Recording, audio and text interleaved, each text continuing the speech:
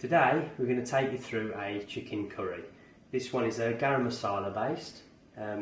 It's packed out with some nice root vegetables to make it nice and filling, but still with not too many calories per portion. Here's a quick list of your ingredients and their quantities. We're going to start off with 750 grams of diced chicken breast. If you're happy to prep chicken thigh, that's also lovely with it being slightly darker meat. I've diced it into nice small cubes and removed all the visible skin and fat. We've got our root vegetables here, which is 150 grams of sweet potato, 150 grams of parsnip, 150 grams of swede. We've got 250 grams of sliced mushrooms.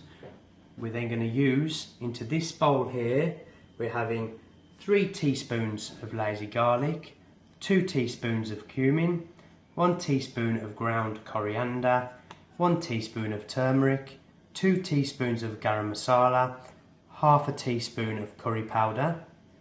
I've chose to use a shallot for this as they're quite low in calories and they're quite a bit of sweetness to the recipe. And we're then going to use 20 grams of fresh ginger. If you want to use ground ginger, then obviously read the tub and see how much the equivalent is. We've also got 0% fat-free natural yogurt and 2 tins of chopped tomatoes. I use an expensive chopped tomato as they tend to be a lot less water content.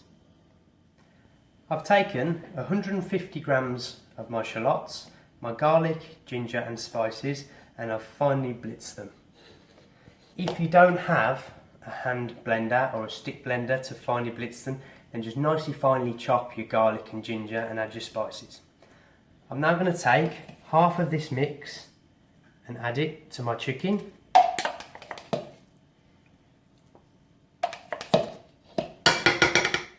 And I'm going to add 150 grams of my natural yogurt.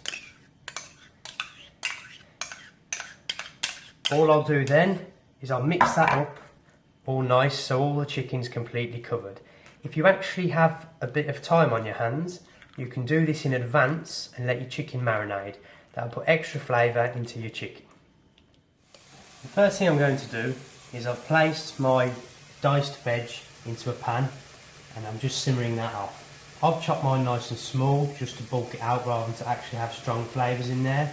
If you want chunky veg, that's fine, just remember to cook it a bit longer. I'm going to simmer this for approximately 15 minutes. In our next pan, I've added the other half of the garlic and spice mix and my mushrooms. I've been cooking that for 3 to 4 minutes now just to soften the mushrooms, release the flavours from the spices. Into that I'm going to add my chicken marinade. Scrape all that in and you're looking to cook this out for approximately 7 or 8 minutes just to seal all that chicken. My chicken's now been cooking for approximately 8 minutes. As you can see, it's all nice and sealed. Into that, I'm now going to add my 2 cans of chopped tomatoes. I've used a food processor to blend them. If you don't have one and you don't mind having chunks of tomato in, then feel free to just add them straight away. I'm going to give that a nice mix, and into that I'm then going to add my cooked vegetables.